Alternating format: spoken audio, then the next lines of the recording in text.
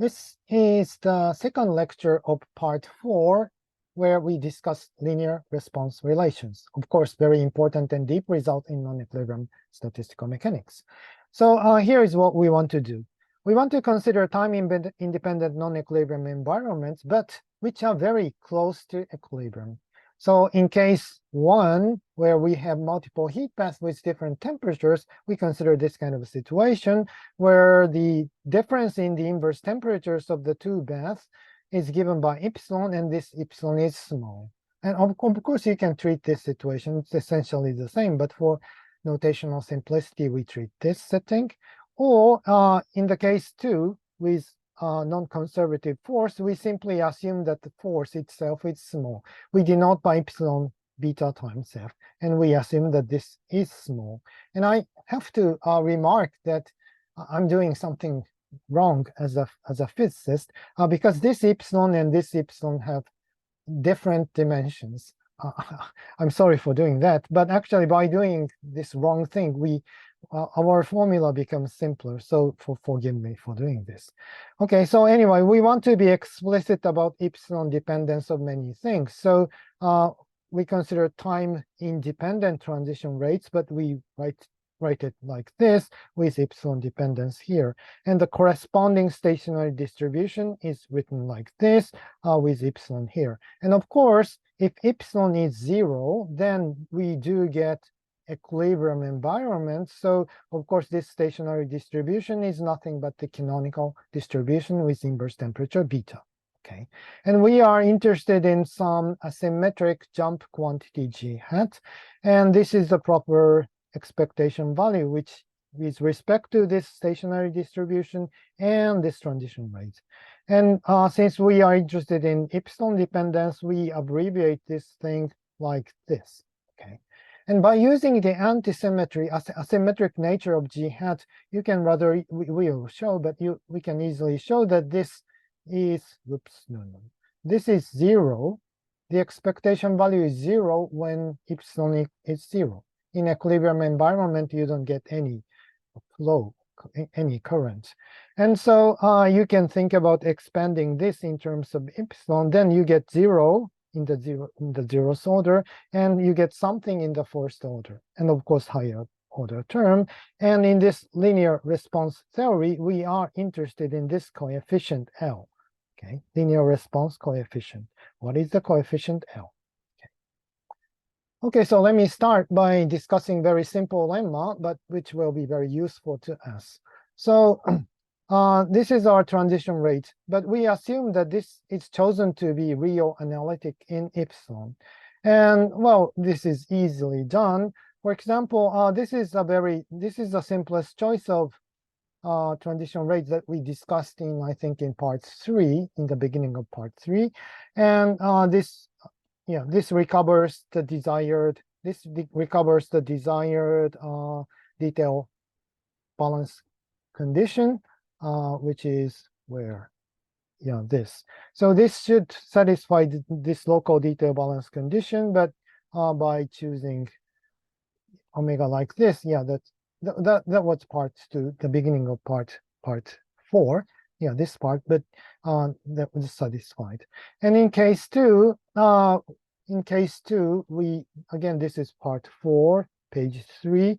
We want this local detail balance condition, but again, this is easily satisfied if you choose omega like this. And of course, these have very nice epsilon dependence, and omega is real analytic in epsilon.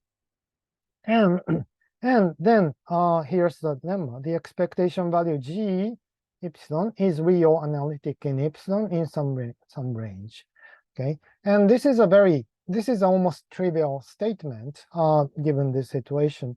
So because this stationary distribution is nothing but a unique solution of this relation for stationary distribution. This comes from the master equation, and we are very safe because we know that this equation has a unique solution. Okay, if there is degeneracy and things like that, then things become complicated, and you may get singularity. But in this case, we are guaranteed that this has a unique solution, and then you can simply solve this. well, to be precise, you first of all set like the first component of this thing 1, and just plug in everything and just solve. And you can solve it. And then you get the result that is not normalized yet. Then you just normalize it and to get this solution. And you see that this must be analytic, real analytic in epsilon. And then you just compute this expectation value. And of course, this should be also real analytic in epsilon. So this is just trivial. And this triviality shows that this is not very powerful. So like, for example, this simple proof is valid only for a finite system.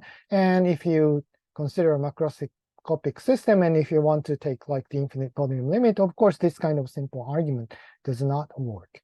But anyway, if you have a finite system, and then this guarantees that this is real analytic in epsilon, this is important, and this will be useful to us. Okay, now we go into the derivation of linear response relation, and we of course use some fluctuation theorem that we prepared in part 2. So we consider, first of all, entropy production, which is defined in this way. This was done in part 2, page 47.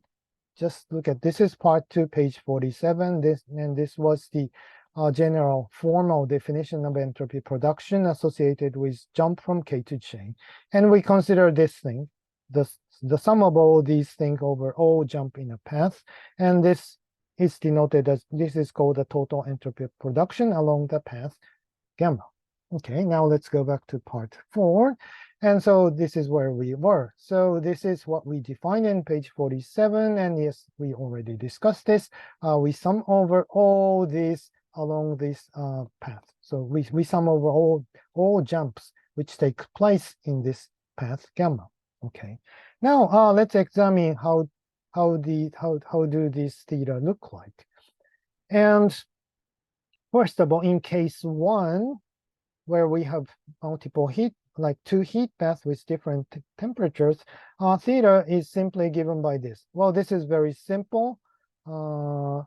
This is page 2 of the same part 4, and this is our local detail balance condition. And if you simply take log of this and to get this one. Okay. Now this beta depends on the heat path. And what we want to do is but we are very close to equilibrium, so we want to pull out this equilibrium part and plus something else. And what is this? Well, if you recall the definition of beta, beta is beta plus epsilon when alpha is 1, and beta is 1. Beta is beta when alpha equals 2. Okay, so this means that this j here is simply ek minus ej when alpha is 1. That means when this transition from state k to j takes place with the help of heat path 1. And if the transition between k to j happens by exchanging energy with heat path 2, then this is 0. Okay. So we can interpret this quantity j as heat current into bath, going into bath 1. Good. Kind of non-equilibrium quantity. Okay. And in case 2, it's much simpler. In case 2, what we are interested in this ratio, but this is page 3 of part 4. So this is a detail balance condition for this case 2 with non-conservative force, and you simply take log of this to get this. Okay. And so this is why I define J in this way. So J is a displacement of particles, and epsilon is beta f. So we get exactly the same formula here, but as I said, epsilon have different dimension and J have different characters. But anyway, mathematically we have exactly the same formula, so we can treat the 2 cases in a unified manner. That's what we are going to do from now. And so in both cases, if you plug this into here, then this part sums up very simply, and many cancellation happens. And what you get is simply beta ej0. So this is the state in the beginning of the path, and ejn, this is a state at the end of the path. So this very simple one plus epsilon times Q. And what is Q? Well, Q is simply the sum of all these jump quantities.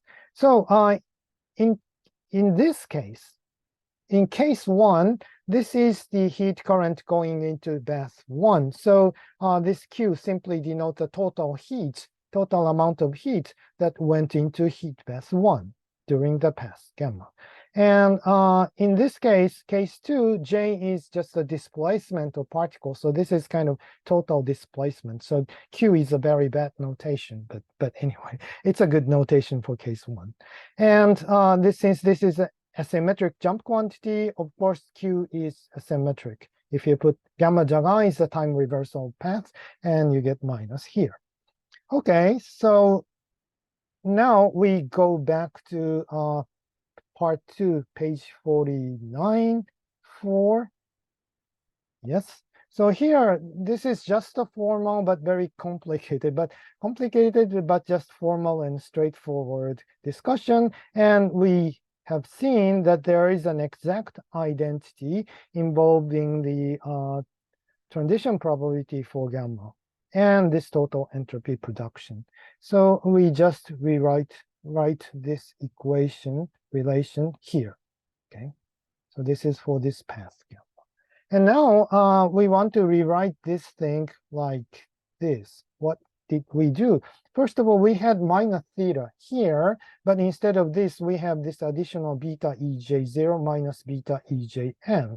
So we have to cancel this out. So in order to cancel this, we put this e to the minus beta ej0 here, but actually j0 is this the first state in this path. So it's also written as gamma in it. Okay, and we have this beta e to the minus beta ejn. To compensate this, we put this factor here, e to the minus beta ejn, but jn is the end of this path. So it can be written as gamma final, but in terms of this time reversed path, this gamma final is written as gamma jaga initial. Okay, so this is the initial state of the time reversed path. Okay, and now we have the same z partition functions here. And why did we do this? Well, I think it's obvious because of the relation in the previous page. Yes, this is relation 7. We see that this is precisely minus epsilon times q, or epsilon times q gamma jagar. So that was what we wanted to do. And here, of course, we get the canonical distribution, precisely the canonical distribution. So very nice. So we started from this detailed fluctuation theorem. We put extra terms here, and we finally get this basic symmetry, very nice symmetry. This is a product of the canonical distribution times this transition probability in the non-equilibrium environment. And here we get something very similar with time reversal and this extra factor where we have this Q, non-equilibrium thing Q. Okay. Now we want to specify the path average that we are going to use. And this is motivated basically by mathematics. So we have this nice relation. So why don't we make use of this? So to make the use of this, we concentrate on path average defined like this. And of course, as I said, we can start from any initial distribution. But anyway, the system finally approaches the same non-equilibrium steady state. So we can start from any initial distribution, but starting from the canonical distribution is something nice because we are very close to equilibrium. So this is something very close to the final solution. But anyway, that's physics. But from mathematical point of view, we do have this nice relation. So we want to make use of this, and we use this path average. So in this path average, the initial state is given by the canonical distribution. And of course, the time evolution is described by this transition rates with non-equilibrium parameter epsilon. Okay, so it looks like this. And of course, it's precisely the same. This weight is exactly the same as this. And again, we abbreviate this path average like this. We are only interested in epsilon. So physically speaking, what we do here is we start from equilibrium. We start from an equilibrium state and evolve in a weakly non-equilibrium environment. Okay, so we have this basic symmetry, so we are very close to deriving linear response relations. Okay, so here is the quantity of interest. We are interested in this asymmetric jump quantity, and this is the time integration or the total sum of this thing over all jumps. And this G integrated quantity, of course, satisfies again asymmetry. Okay, now we are interested in the path average in this non-equilibrium environment epsilon of this path quantity G hat, the time integrated quantity. And this is simply the definition, yes. And now we use, for this part, we use this basic symmetry in page 9. So this part is exactly rewritten like this. And as for here, we use asymmetry to rewrite it like this. So we get extra minus sign. And then these are almost expectation value, but we still have d gamma here. But of course, d gamma as a measure is exactly the same as d gamma Jagar. So this is just, you can just change this to gamma Jagar, or you can just change everything to gamma. They are the same thing. These are dummy index. And so what you finally get is the path average of G hat times e to the minus epsilon Q hat. Okay. So this is an exact identity. And actually, we have not used the fact that epsilon is small. So this exact relation holds for any epsilon. This is true for any very strong non-equilibrium too. One thing is you easily find from this is that if you let epsilon equal 0 here, and then this becomes 1, so this becomes G equals minus G. And so this means that this must be 0. So this is something I already mentioned. But from this, you find that G is 0 in the steady state, in the equilibrium state. Okay, so anyway, so we have this, but this is of course not interesting. We are interested in this exact relation that we obtain here. So we rewrite this exact relation like this, and this is basically the same thing, but here we added G hat to the both side and divided everything by 2. Okay, and then of course the left hand is the same, and as for the right side, we added this and divided by 2, so you get G minus E and divided by 2. So anyway, this is an exact relation. Okay, and of course, I think you're already familiar that when we are dealing with fluctuation theorem type business, then we always come across with many exact identities, which looks suggestive but very hard to understand. But anyway, so this is one of these exact relations we get from fluctuation theorem type consideration. Okay, but this is not yet very useful. So then we combine this with a formal expansion. Okay, so this is exact relation, and this part is formal expansion. Okay, so first of all, we just expand here, of course, and then you get epsilon times Q plus higher order. So if we simply plug this in, and you get this plus something else. But look, this thing, of course, still depends on epsilon, of course, because we are evolving this in non-equilibrium environment. But anyway, this is a function of epsilon. So you may expand this formally in epsilon to get something of order epsilon. And you plug this in here to get this formal expansion. This is expanded like this. And here you have path average with epsilon equals 0. So this is the path average in equilibrium environment. But anyway, this is what you get with this formal consideration. But we have to be careful that we have to stress that this is just a formal consideration. And because this is very dangerous, because all these expectation values are defined in terms of path integral over path whose length in the time direction is tau. So everything depends on not only on epsilon but also on tau.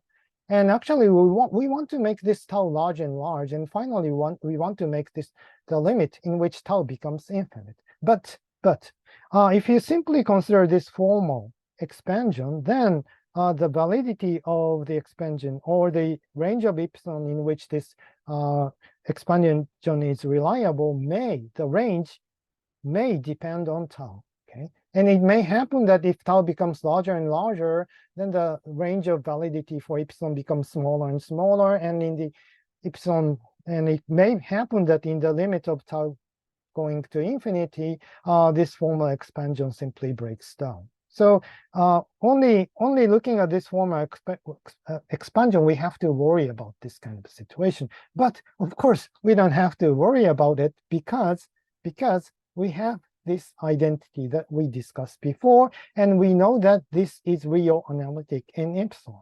Okay, we had two separate discussions. Number one is that we have discussed. So this is the expectation value in the stationary distribution, the non-equilibrium steady state, which is time independent.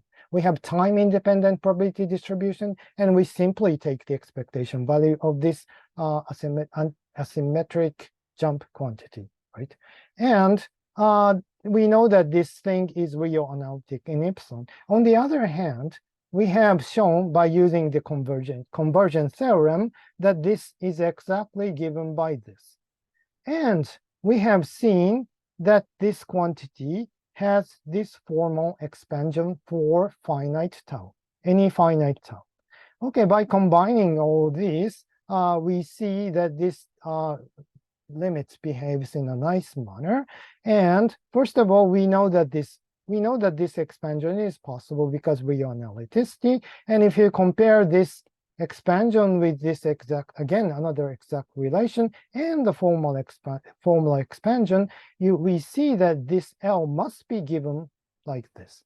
So this guarantees that this limit exists, and also when everything is nice.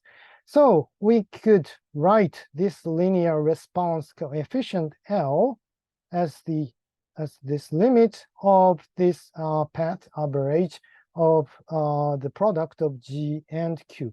Q is of course the path quantity. Okay, and since Q is the sum of J, if you look at page 8, so we don't have that relation, but in page 8 we have this.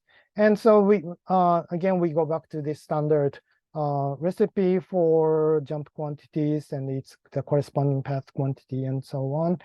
We see that this Q is written as the time integration of this J hat, the path quantity corresponding to this J.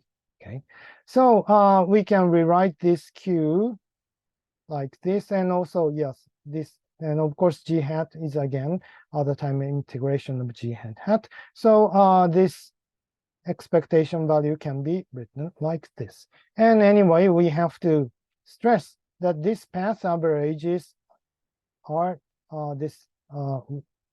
that with epsilon equals 0. So if you recall the definition, it's this. It's P canonical beta omega tilde 0. This means that we are in equilibrium environment. So this means that we start from the equilibrium state, the canonical distribution, and we evolve in the corresponding stochastic process with equilibrium that describes equilibrium environment. So everything is here, everything is equilibrium. So, okay. So this is rather remarkable. We are looking at the quantity G of epsilon in the non-equilibrium steady state. And we could express this expectation value in terms of the time-dependent correlation function in equilibrium. Okay, so you see that here's a kind of trade-off relation. There's no free lunch. And if you say that, okay, here's a non-equilibrium quantity, and you can express non-equilibrium quantity in terms of equilibrium quantity, that is too good to be true, right? But here, okay, so we are interested in this non-equilibrium quantity, and we could we could represent this non-equilibrium quantity using equilibrium quantity, but with this time dependence. Okay, we are in equilibrium, but we have to evaluate these time-dependent correlation functions. Okay, so anyway, let's further proceed to write down standard relation. So we have discussed this general formula, but usually it's most convenient to take G to be J. Okay? And then we just write this like J. No, this will be Q J, and what you get is here. So if we are interested in so this is a linear response coefficient that we denoted as L.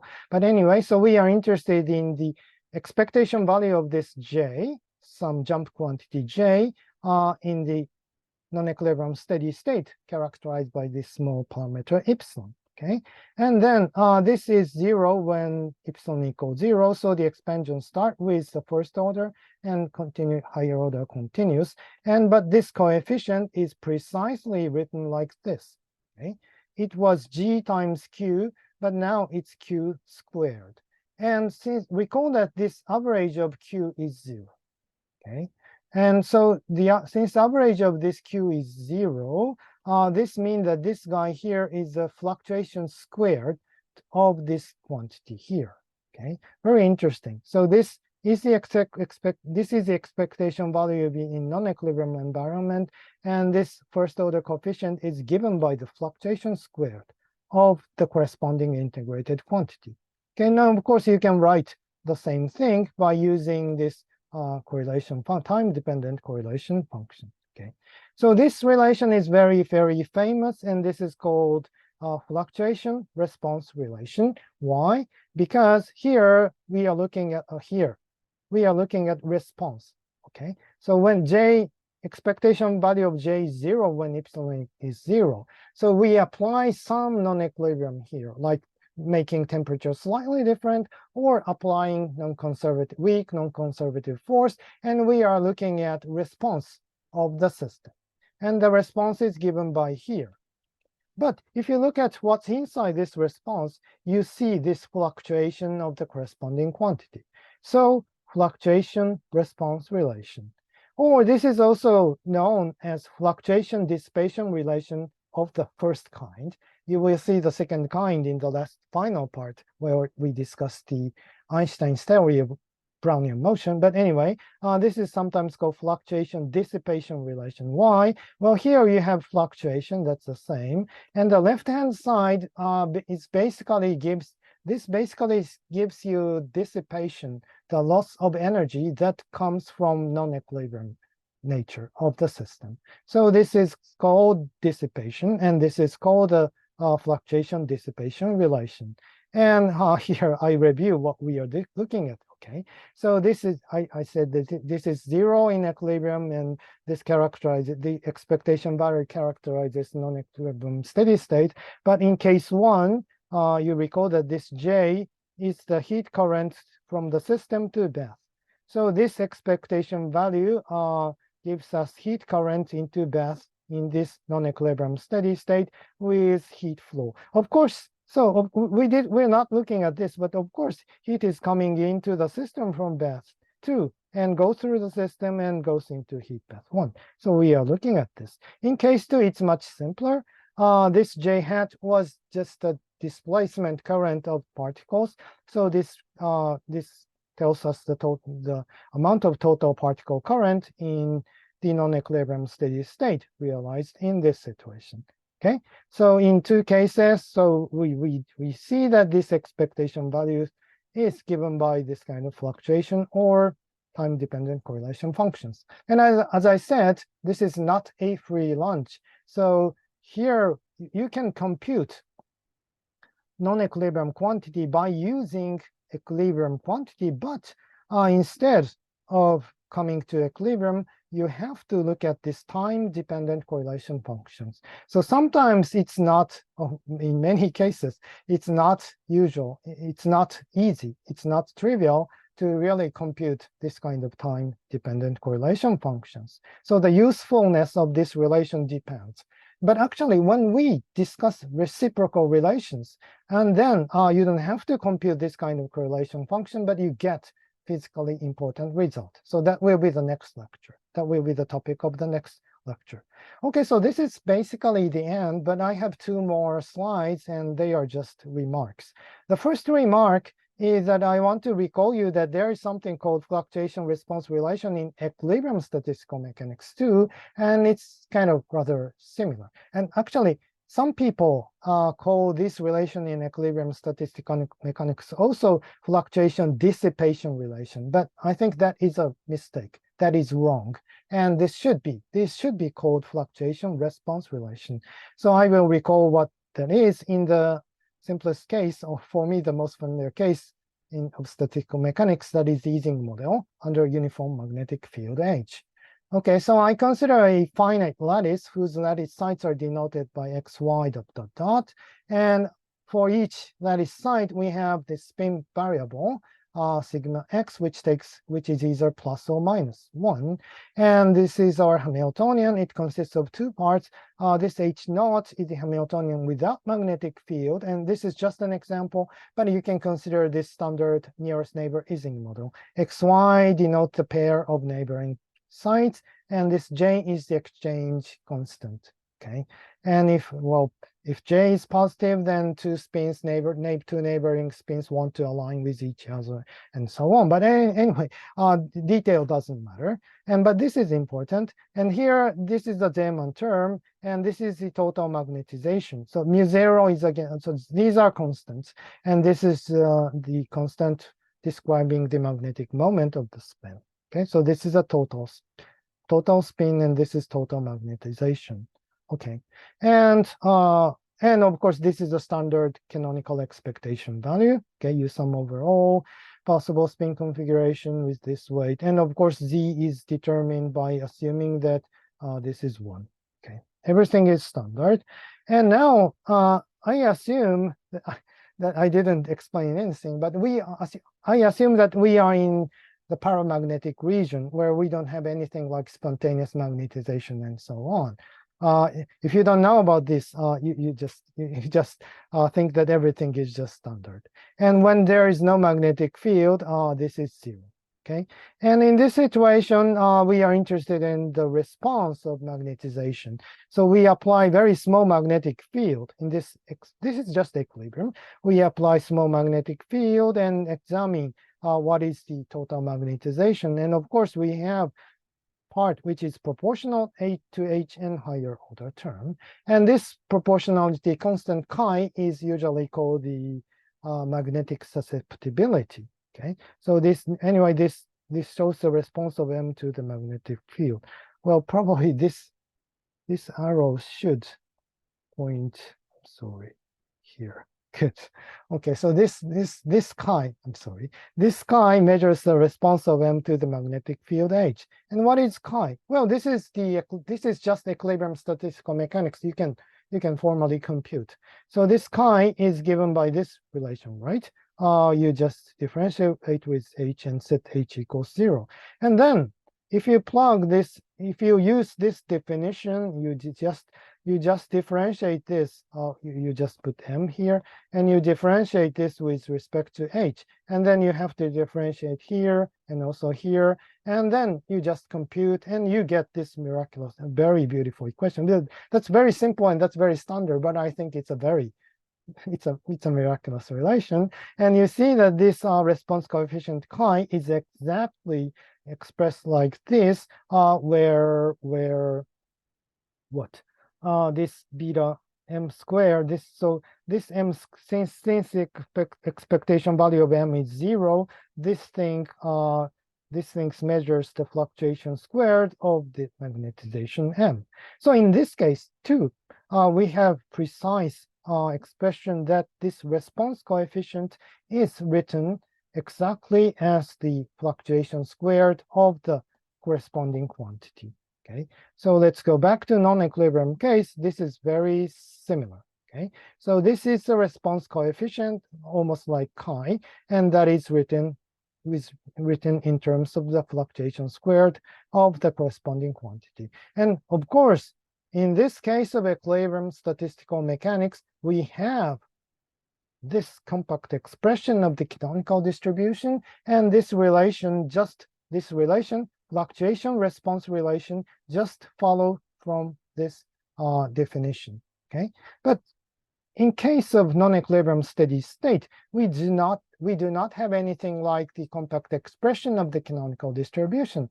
We basically do not know what non-equilibrium steady states look like.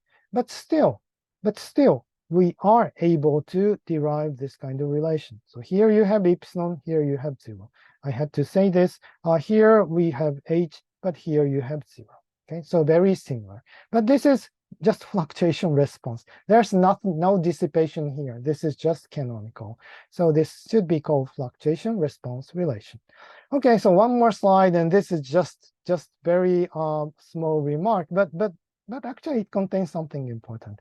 So we treated case 1 and case 2 rather in a rather abstract manner, and we derived this expression for this linear coefficient.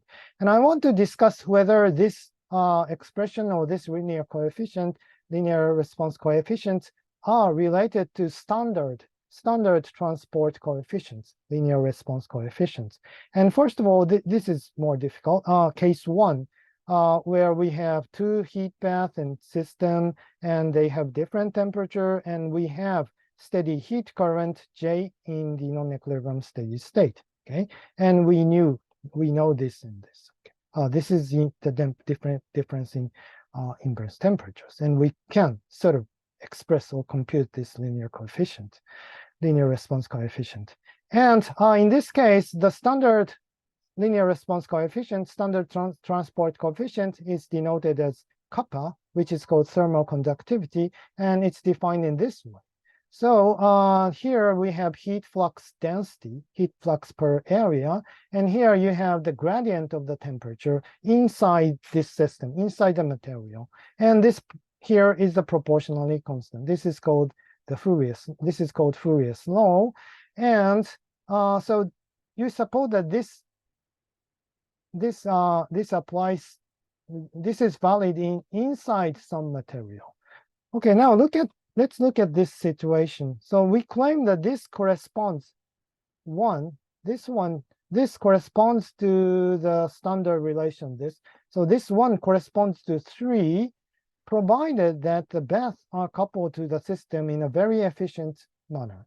So what do I mean here? So here, actually, we have hot bath and cold bath, and there is heat flow, but we have to be careful. There are 2 essentially different reasons, 2 totally different factors that will determine the steady current. One is the property of the system itself. Okay, but the other, we have to be careful that we have here the contact between heat bath and the system. Okay, so in one limit, you can consider a situation that the system conducts heat very well, very efficiently, but this contact between heat bath and the system are very weak, so very weak contact. In that kind of situation, you have to be, there is something non-trivial in exchanging energy, exchanging heat between bath and the system. But inside the system, everything goes straight in a straightforward manner. And here you have to, again, suffer from this weak contact. So in that case, steady heat current J is basically determined by this weak contact between heat bath and the system. So that's one limit. And in the other limit, we assume that the contact between bath and the system are very, very smooth and efficient. Okay, so there's no loss and nothing non-trivial happens here. And here, so you could immediately get temperature beta here and temperature beta epsilon here. And inside the system, you have to have something non-trivial to conduct heat. And in this case, this precisely corresponds to this. So actually, in general, I think we have to take into account the both effects. the heat contact and also the heat conduction within this system. But anyway, so in this limit, in this one limit of efficient coupling of heat path in the system, and then we can identify this with this. And then J is given by this J divided by A, and gradient of T is so let's call this length L. Then the gradient of T is given by this. Trust me, I think I'm okay. And then of course it doesn't have much meaning writing this down. But anyway, if you compare this, you see that this kappa, the very standard thermal conductivity, can be written in terms of this L. And of course, everything is just constant, everything are constant. And this L is given by this thing. Okay. So that is for thermal conductivity. And the case 2, this is for the resistance R. And if you have a system with the resistance R, and if you apply voltage V, then you get this, you know that we get this Joule heat. So now let's look at our situation. In our situation, J, this is the total this is a displacement of particle per unit time. So the Joule heat is given by this. F is the force.